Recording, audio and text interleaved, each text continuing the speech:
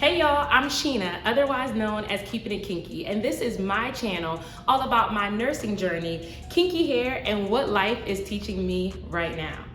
This video is all about how I became a travel nurse and quadrupled my income in less than 30 days. Let's hop right into it because God was doing his thing. So in 2020, I went viral. And if you're looking at my face and you think I look familiar, but you're not sure where, this is where. We is tired. We is hungry. So I went viral in 2020 with this funny, comical, but also very direct and educational video telling folks to keep their asses home during the first surge of COVID-19. It was quite a roller coaster. I went from 2,000 followers to about 75,000 followers in less than 72 hours. So a lot was happening. So the video was funny, but behind the scenes, nurses were really having extreme anxiety about COVID-19. You know, it's one thing to not know about COVID and quarantine. It's another thing to not know about COVID. We didn't know what the symptoms may turn into, how severe it would be, what were the lifelong effects of it, how would it affect our family. People didn't even know at that time how it was contagious, like how we gave it to one another. So it was a very hard time and nurses were extremely anxious. And I think the internet helped us make fun of our collective relatable anxiety together. We found relatability in some type of jokes on Instagram with our anxieties. I think it was a way for other nurses to kind of check in on each other and us to really understand what we were going through. But in that moment, it also highlighted some of this sneaky stuff that these hospitals be doing. It really gave us a platform to really kind of like check in with each other and really realize that other nurses were going through the same things that we were going through as far as a lack of pay, a lack of resources, poor staffing ratios, just all the things. At that time, what we were going through was on Front Street for everyone to see. And I think people really saw the level at which our needs were and the level at which the hospitals were willing to rise to that occasion. And I think that's the part that was like, whoa, it was a lot going on at one time. A lot of us were displaced. We were away from our families because we were scared of getting them sick. A lot of us were going through financial troubles because of everything that was going on. Everybody was just going through something. I know for me, I was away from my 3-year-old son at the time because, I was working with COVID patients and I was really scared of how COVID would affect children. So I was away from my 3-year-old son for 3 months and it was just a lot. But I think overall going through that really showed me that I had to live for me and I had to make decisions for myself. And I think so much in nursing, we're very stable creatures. We like to work at places that give us stability and make us feel like we have a place.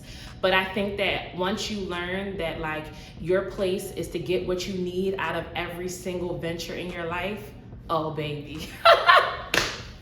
Shoot for the stars. At this point in time, we have to get in where we fit in and we got to figure it out. So the institution that I was working at during the time that I went viral was already a very toxic, petty, and narcissistic institution.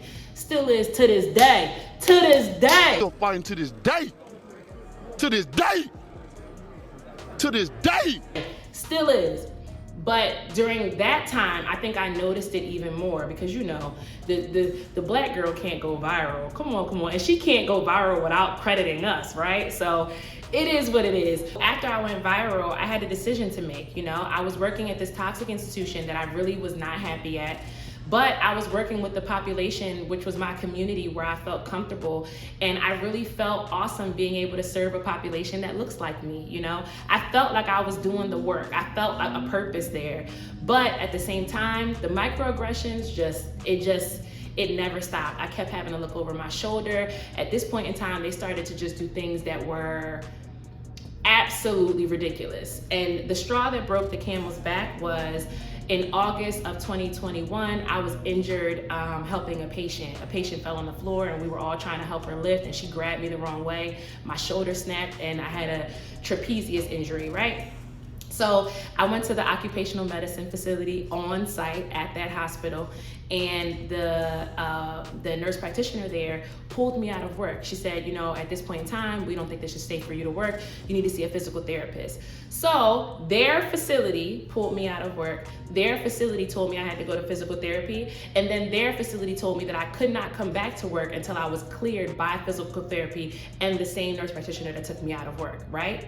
but that same facility refused to give me workman's comp or pay me at all during this time. Okay, so I'm one of them people where you can throw microaggressions at me all day and I can figure it out in my head or whatever, but you start messing with my coins, you start messing with the money that I use to feed my child, oh baby, yeah, it's on, it's on. So after that, it was just like really tough for me. I was like, you know what, this is it. You know what I mean? This is it, I gotta go. That type of toxic work environment, I just don't think people understand what we have gone through and how much that we have poured our heart and soul into our job, into our patients, and doing what we have to do in a situation where we are at limited resources. It's like we're always held to a standard of this is what we have to do, but no one holds the hospital to that standard. We can work in subpar conditions and still gotta get the job done. Whereas they can give us subpar conditions and then still tell us that we need to get the job done. Like, bro.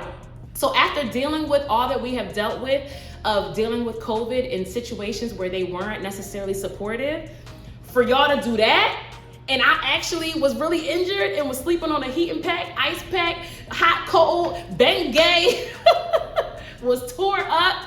Oh yeah, y'all playing, I gotta go.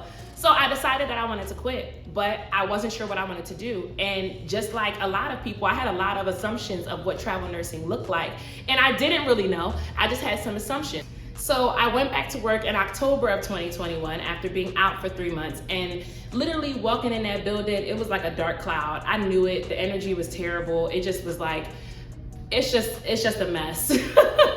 I called one of my friends that had previously left the same institution for the same narcissistic and very toxic behaviors that they were displaying towards her. And she had already been a traveler at this point for over a year. So she like, girl, I don't know why your ass still there anyway. I've been told you to leave. I'm like, I know, can you just help me? So I called the travel agency that she was with, and from there, they just got the ball rolling. It happened so quick. In December, over the holidays, I had ended up getting COVID, and I had already given them my 2 weeks notice before I came back to work from being quarantined, okay? Because I wasn't playing with their asses. So I left there January 7th, and I started my job as a travel nurse. I think it was like January 27th, and I got my check the following week. And let me tell you, let me just explain something, okay? The freedom that travel nursing gives you is the part that people don't understand. I'm gonna tell y'all about the money, so don't fret. I am gonna tell you about the money, but I just wanna make it clear to everyone that as nurses, we work holidays, we work weekends, we work sick, we work when our kids are sick. It's not like having a 9 to 5 where you know what time you get off, you can plan things in your life. Nursing isn't like that. We work every single day of the week. We work nights, we work days. We don't have that level of security in our schedule to make plans, to travel. Everything is a thing when you're a nurse. Everything is a thing, okay? So the level of freedom that we get to be able to say that we can enjoy holidays, that we can travel, all of those things, that to me is the big overwhelming umbrella that made me want to do travel. I wanted to be a mom that I wanted to be. I wanted to be present in my son's life more than I was at that time. And this is what travel nursing gave me. One of the assumptions that I always had is that you had to travel far in order to be a travel nurse, and or that at least you had to travel far to make the most money as a travel nurse. But no, that's not true at all. You can travel locally and make a very good amount of money as a travel nurse, right? The thing is that you have to be 50 miles out from your home in order for you to get the stipend. And that's like the living stipend that's supposed to pay for your housing, your food, all those things. But you can be 50 miles out from your house and not be that far from your house, because I don't know about y'all, but at my hospital that I used to work at in the city, there were plenty of nurses that lived in the suburbs that commuted to there, and it would take them an hour to get to work because of city traffic and parking. So if it takes you an hour to get to the city and park, but then it takes you an hour to get 50 miles out to a rural hospital that's in the suburbs, what's the difference? You can be 50 miles out from your home and still be within the same vicinity of another hospital that you would work at full time on the floors. You get what I'm trying to say? Okay, so, but you do have to be 50 miles out. Now, the trick is, and don't tell nobody I told y'all, because y'all be telling people stuff. All right, tag people to the video, send the video, but don't be telling people where you got this information from.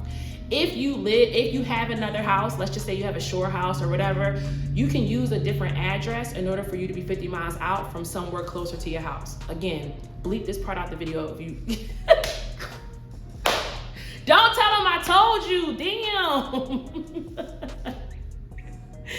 Anywho, I use my correct address, but I'm just saying, you have to be 50 miles out in order to get the stipend. But the rate at which you make per week is going to be the same. So for instance, right now in Philadelphia, hospitals that are within a half an hour of me are paying somewhat between $2,500 to like $3,500, $4,000 a week. And that's without the stipend. So you can still make really good money working within your area. And let's not forget how much you actually make now. I don't know about y'all, but when I was a floor nurse, I was making between $1,500 to $2,500 every 2 weeks on my check. Every 2 weeks. So if you're making $3,000 a week, it's still more than what you would have made as a floor nurse. So what does it matter if you can make more money going further? That's not the point. The point is I want to make more money than I'm making right now. That's the point. So yes, you can travel locally, and yes, you can make a very good amount of money traveling locally. My second assumption is I thought that I had to hop around. I thought that I had to change hospitals every few weeks. That's not true either. Nursing travel contracts are between 8 weeks and 13 weeks typically. If you're on a crisis strike contract, that's different. But typical contracts are between 8 weeks and 13 weeks. During that time though, they may build a relationship with you and decide to keep you. That's what happens a lot of times. I have friends that are locally traveling to a hospital that is 10 minutes from their house that they've worked at for 3 years. 3 years. Yes, if they like you, they will keep you. Some people that work with my girlfriend don't even know that she's a traveler. They think she's a floor nurse. And it's good for her that they think that because she's making 3 times what they're making doing the same exact job and she lived down the street. So I'm gonna just throw that out there that you can absolutely work somewhere for a long period of time. It's just all about the policies of your travel agency and also about your rapport with the place that you're working. So if you like it there, do your job, be nice, be likable, and make them like you back, and they'll keep you. Boom. Another assumption is I always thought that I was going to be walking into chaos. I thought that, oh, if they are in need of hospitals that bad that they want to pay people this, that, and the third, then they must be terrible. The staffing ratios must be horrible. They must not have any resources. And wrong. The hospital that I work at has more resources than I've ever seen. And it's in the country. It is in Timbuktu. And they have more resources than any hospital I've ever seen. They are more staffed than any hospital I've ever seen. They got N95s from the floor to the ceiling stocked in their stock room. It's an amazing hospital. It is a beautiful campus, and I've actually never worked anywhere better, if I'm being honest. I'm not capping, I'm serious, y'all. It is a wonderful hospital. You have to remember that your current hospital that you work at probably has travelers, and you just may not know they're a traveler. So don't get too quick of thinking that like, oh yeah, if they need people that bad, your hospital need people that bad. So, and let's be clear, spoiler alert, your hospital has its own chaos too. So before you think and think in fear and say to yourself like, oh my God, I don't want to go anywhere because the ratios might suck. Think about it, your ratios already suck. So just keeping that in mind.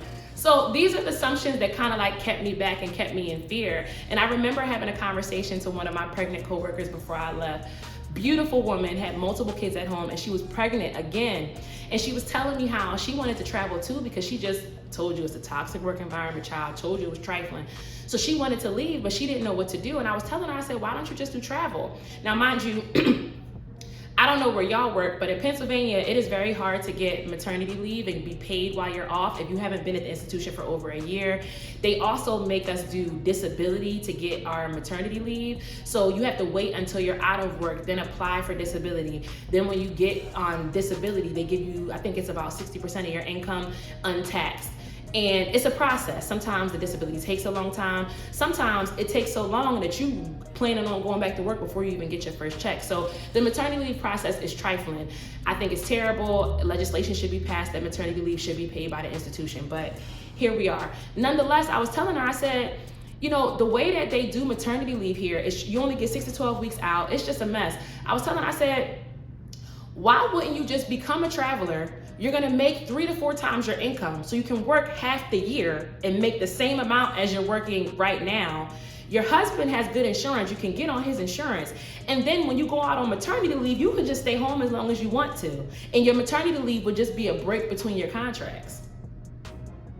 Instead of having to count the days you gotta go back to work all miserable, gotta be on their schedule when they tell you to come back and their shifts and all of that, girl, easy peasy, I would have been out, okay? Get your stuff.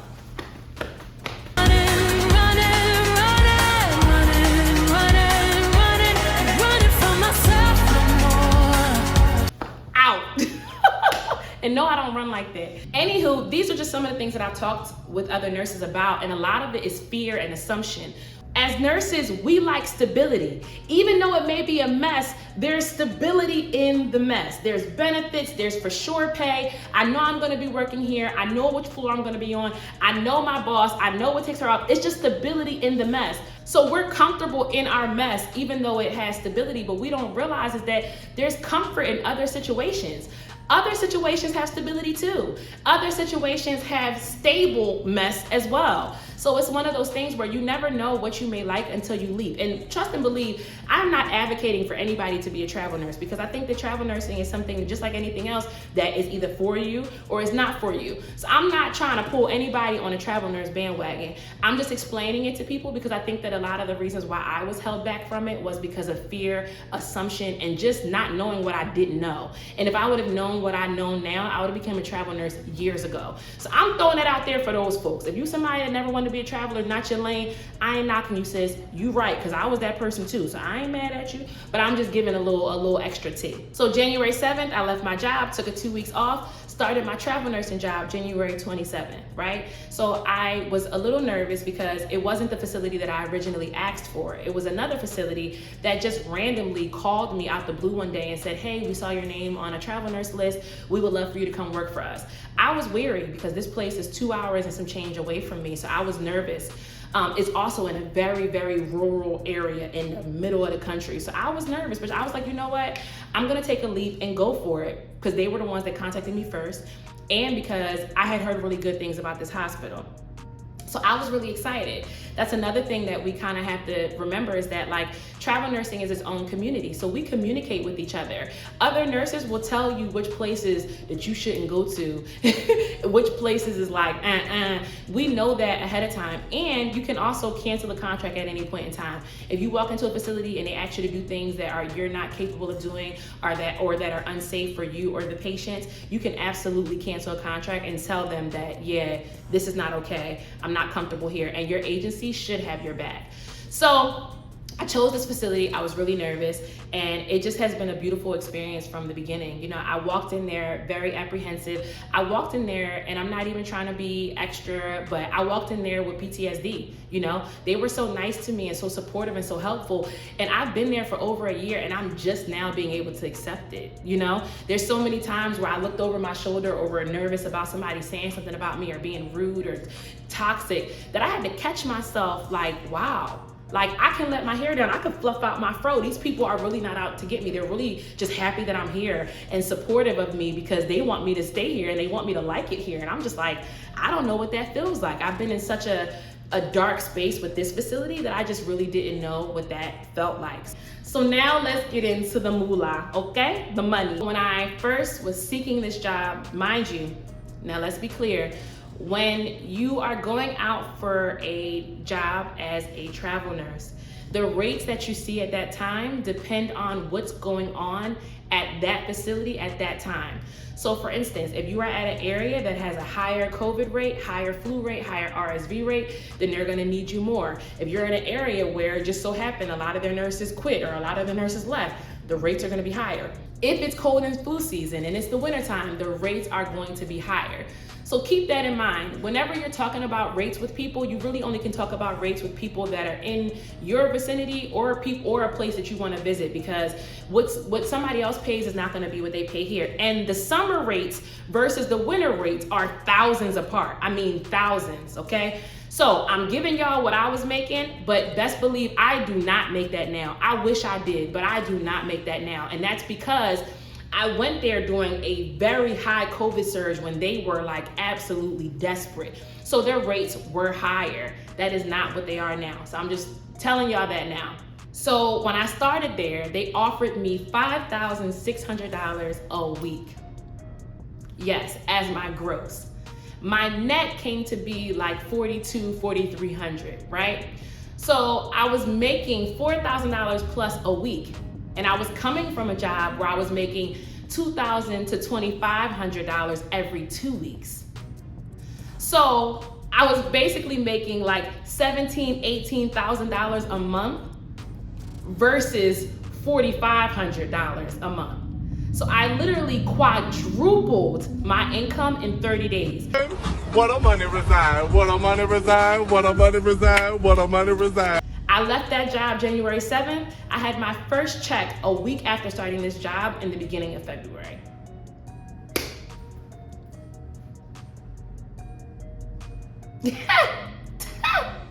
What a money reside, what a money reside, what a money reside, what a money reside. So this situation completely changed my world, and as far as like what I was able to do, what I was capable of doing, and me being able to take care of my son. So it just has been a humongous blessing. But just keep in mind that your rates change.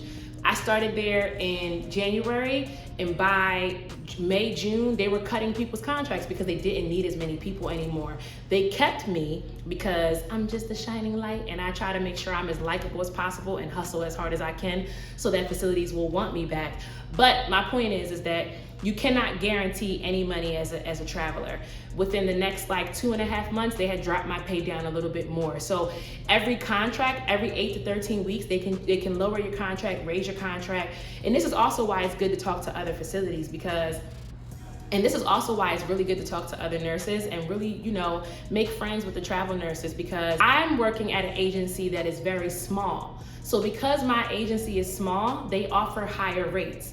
But when you work for some of these bigger companies, some of these bigger travel agencies, they don't have to work as hard to bring you in. It's like people paying for Starbucks versus the small coffee shop. People are gonna pay more for Starbucks just because it's Starbucks. More people are gonna visit Starbucks just because it's Starbucks. Doesn't really mean that Starbucks is better.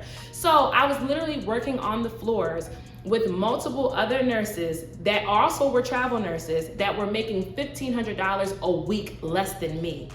All because they were working for some of these big, huge travel agencies that don't have to pay so much. People are gonna come to them just because they're the one that they feel the safest with because they've heard about them before, not necessarily because they're better. These agencies will sprinkle stuff on top and make you feel this love. They make everything shiny and pretty and glittery, so you wanna go with those agencies. And nothing's wrong with going with those agencies. But I'm just telling you that sometimes the smaller agencies will pay you more because they need more people. They have to really fight for their nurses that they get because nobody knows of them yet.